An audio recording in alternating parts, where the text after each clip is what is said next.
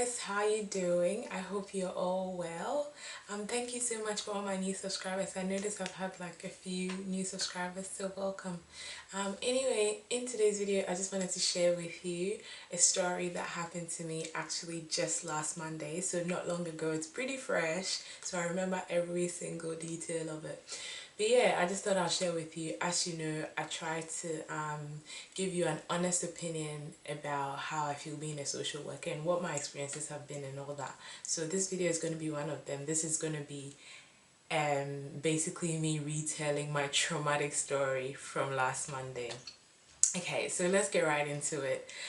So basically, this incident happened with a client of ours. So this client isn't an ongoing client. It's someone who basically dropped into the center to access support. Okay, so what I'm going to talk about now happened before the main incident, right? So the incident happened the second time I saw this person. So the first time I saw this person, they presented to the center, asking for support. And generally, that's, the regular process. You go to reception and say, hey, is there someone I can talk to? I need help or whatever. So this is basically what happened. The client went to reception and said that. I got a call from reception saying, hey, there's someone here to see an intake worker. They need support. Like, okay, fine, I'll be out in a sec. And then I went out and saw this woman. And before I saw her, reception gave me a heads up. They're like, oh, just to let you know, she appears to have some mental health concerns, so just be careful. And when I saw her, she was barefooted, and she had clothes on. Her clothes looked fine, but she didn't have shoes on, and she was carrying a few bags. So, in my head, there was like, oh, maybe there might be mental health, but it didn't look like there was any safety concerns or anything, like, where there'll be a full-on punch-on or anything like that. So I was like, okay, that should be fine. The other intake worker is in reception, and they can, I'm not in reception, in the office, and they can see everything that's happening in the room that I'm seeing the client anyway. So if any safety concerns comes up, I'm sure someone will come in. So yeah, we basically went into the intake room to, discuss what's happening and, what supports this person needs. So when we walked in, I was like, okay, so hey, how can I help you today? And that's regular protocol for any client that you see, basically. And she's like, oh, I'm going through some domestic violence, and every now and again I have to run away from my partner. So I'm wondering if you guys can give me some money to put on my Opal card. And Opal card is basically like, I don't know what you guys call it in other countries, but it's like, the train card where you can just top up and and tap when you're going on the train and getting off the train and whatnot. And I explained to her, look, we actually don't provide financial support. That's not something that we do. We actually don't have the brokerage for that. And that was it. That got her angry. She was like, well, how come that lady down the road told me that you guys provide financial support? And then I said to her, look, that's not something that we do. I'm not sure what this person has told you. It may be a different organization, but if it is us, we don't actually give money to people. And I think I was pretty firm with her around that as well, because I felt like even with the story, it just didn't sound right. Like, she basically said it all in like 2 seconds. She's like, so I'm going through some domestic violence, and every now and again I have to run away from my partner. So I need money from my Opal card so I can run away when I need to. And I said, that's not something we provide. There's other services that might be able to help you, and I can recommend you to go there, but we can't do anything. So, well, that lady down the road told me that you guys provide some financial support, blah, blah, blah. And then she started saying all these things about hallelujah, Jesus, amen. I didn't understand what she was saying, but at this point she was escalating. Like, her body was like, starting to get in my face a little bit. But she didn't do anything. She just started saying these things, and then she got up, and then she called me a faggot, and then she walked out. And I was like, okay. But that was not a big deal, because, like, as a social worker, you work with people with a range of issues. It could be alcohol, drugs, mental health, all that. So, you get used to verbal abuse, especially being an intake worker, like on the phone, in person, all that. You would, you get that every now and again. So it wasn't really a big deal. I was just like, okay, that's fine. I went and spoke to my team leader about what had happened. Like, I had a good debrief with my colleagues, so it was fine. And that ended there. Okay. And then 2 weeks later, this same woman presents to our center again, requesting for support. And so regular process, spoke to reception, asked to see an intake worker, and you know, the reception did flag with us that it's that same lady that came the other day and was a bit like funny with us.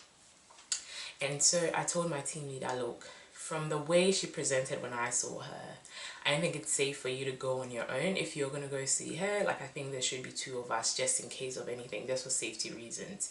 Not that I think she's going to hurt anyone, but, you know, just for safety reasons, let both of us go and see her. Right.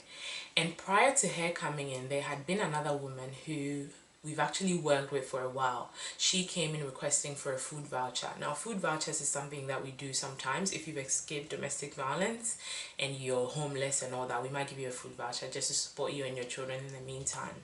So she had presented before this client that was verbally abusive towards me. And she came in asking for a food voucher, but then we said no because we had given her a food voucher a number of occasions and we just don't have the funds to keep giving that one person food vouchers, so we said no. But I think the intake worker that saw her gave her a care pack, and care packs basically have like shampoos, conditioner, like basic items, sanitary pads, tampons, things like that. We gave her one of those, but we didn't give her a food voucher. Okay, so, and then once we had seen that lady that I'm talking about, she went and sat in reception and was doing whatever. So with my team leader to see this lady that was verbally abusive towards me the other time. So as soon as we got in reception, the client that was verbally abusive towards me the other time was like, I don't want to see you, you're not nice. And I was like, okay. And my team leader was like, and I told her, we are both going to see you. I'm not going to see you on my own. I'll be seeing you with my team leader. That's what I said. And my team leader said, look, we're both here to help you. Come on in, we'll sit in this room and we'll discuss what you need. And in the background, the other lady that had gotten a care pack was saying, oh, you know, go in with them, they will help you, blah, blah, blah. So I'm thinking at this point that she's probably the one telling her that, you know, this is something that we do and she can come and get money from us or come and get a food voucher from us or whatever. So we went into the room, me, my team leader, and this client that was verbally abusive towards me at the time. We went into the room and, you know, regular protocol. What can I do for you today is what we said to her. Oh, you know, I'm after financial support because I'm experiencing violence. The police abused me the other day. You know, her story just didn't add up. She spoke for like 2 seconds again. Basically, you know, she's experiencing domestic violence. The police assaulted her and, you know, she needs money and she needs help. And my team leader said the same thing to her. Unfortunately, we don't do financial support. And she was like, well, I don't want financial support, I want a food voucher. And I was like, okay, so definitely that lady, that other lady that got seen by the intake worker had told her something, and that's why she's come asking for, you know, a food voucher. And my team leader said, we actually don't have food vouchers available at the moment. You know, food vouchers only go to people in certain circumstances. It's not something that we just give away. We don't have the funds for that. And that set her off. She got really angry. She was like, you guys are fucking liars. Why the fuck did you guys give money to this other lady and you gave this other lady a food voucher and you're sitting here fucking lying to me? She got up and she was like this close to my team leader in her face, screaming abuse at her and just being verbally abusive, like really, really rude, like. And you know, we knew she had mental health and all that, but yeah, she got really, really abusive towards her. And at this point, I was sitting next to my team leader and I was like, oh my god, like, you need to stop. And my team leader was like, you know, okay, you need to leave now, you can't speak to people like that. And then she got up, she got up saying, oh yeah, she's gonna leave, whatever. She got up, grabbed her bags, and we had made her a cup of tea. So if you come to our center to access support, you can have a cup of tea or coffee or whatever, you know, just to calm you down and whilst you wait to see somebody. So as she got up and she was walking out, on her way out, she turned around and poured her coffee all over me and then walked out. I was like, oh my god, did that actually just happen? It took me a while to process that she had actually just done that, like poured coffee all over my face, and it was like my shirt was like soaking wet from the coffee. The lucky thing is the coffee wasn't hot, so I didn't get bent or anything, but I was like, oh my god, that actually just happened. The lady just poured coffee on me. And I didn't even see when it happened. It just happened like that. And I was like, oh my god, this lady. Oh my, I was like, and then I was like, okay, so she has actually poured coffee on me. And then, you know, the regular process, my team leader came back. She was like, oh my god, Jasmine, I'm so sorry. You know, yeah, whatever. We debriefed about it. We called the police to come to the center. They came, and then they went out to go find her and pick her up and take her into custody.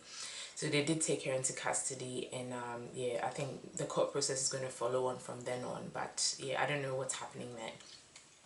So they came to the center, and they said they actually knew this lady. So there was an incident on the weekend where she had abused a bus driver and spat in his face. She's just, yeah, she's caused a lot of issues in that area. She's, yeah, really, she's assaulted a police in the past. So that she's someone that they knew of. So immediately what they did is they came and took statements from us, and then they put a ban on her. So they've banned her. She's been banned for life from the center. She can't access any support from our center anymore, because it's definitely mental health and there's nothing that we can do around that. Our center is mainly for counseling, so yeah. So now she's not allowed to access the center. If she does access, we just basically call the police and they'll come and pick her up. But oh my god, after that I started feeling like, oh my god, is my job safe? What if it wasn't tea that she poured on me? What if it was really hot and I got burnt? What if she had a knife? What if she had scissors? Or what if she threw a table at my head? You know? And I'm just like, oh my god, my job is not safe actually. I never really thought about it that way, but it actually isn't safe. And that whole week I started feeling like, this is not okay. Like, you can't do that. You can't do that to other people, especially if you're asking for help. How do you get help if you're going to behave like that? But yeah, it was a terrible experience. Like, my team was very supportive. We debriefed about it like a couple of times, and you know, it's all kind of okay, but there's still that safety concern, especially because she lives in that area where my work is. So it's like sometimes since that incident, if I go out to the shopping center or something like that, I'm like, oh my god, what if I bump into her and she starts swearing abuse at me like, you're that fucking bitch that refused to give me money the other day, blah blah blah, I'm gonna smash your head in. What am I gonna do? If I call the police, it's gonna take a while for them to like get there. And I've never had a physical fight, so I don't think I can take her on or anything like that. If it comes to self-defense, I might be able to. I've never been in that situation, so I've never done it, but it's just like, this is not something that I should be worried about in my work, you know? But yeah, that has been my experience. So I'm still at that point where I'm just like, is my job really safe? Is this a safe environment? It is a safe environment to work in, but like, yeah, intake is quite tricky because we get people with all different kinds of presentations, mental health, drug and alcohol, you know. What if it's not tea or coffee? What if it's something else and it's more serious than that? Is it really worth it? I don't get paid for this shit, you know. But yeah, and the next day the same thing happened to my co-worker. So she got tea poured on her as well. So that person that came in was already escalated. They were like really swearing abusive words and that, and as soon as she got asked to leave, she poured coffee on the other co-worker, and we were discussing like our concerns, and she was saying that she felt exactly how I was feeling, like unsafe, you know, like she's constantly like, oh my god, what if this client comes in and does this? And don't get me wrong, majority of the clients, this is the first time this has happened to me, and I've been in this job for over a year now, so it's not something that happens often. Most of the clients that we get are really sweet despite their experiences, but it's just that one thing that happens and you're like, oh my god, you know, it just throws you off, you know. And I feel like now I've started to settle a little bit more. I'm starting to get back into routine again, but there's still that bit of concern, like, you know, around the safety in my work. So yeah, the good thing is now we've put in procedures where any person that has just come off the street and this is the first time we've met them, we're going to see them in a room that has cameras and people can watch what's happening there.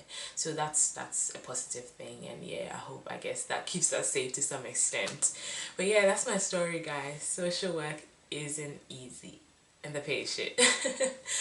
but it is fulfilling, definitely. But yeah, that was my experience. So if you guys have had similar experiences, definitely leave it below. Let me know what your thoughts are about, you know, this whole thing. Subscribe if you haven't already. Give this video a thumbs up if you enjoyed it, and I guess I'll see you in my next video. Take care, guys. Bye.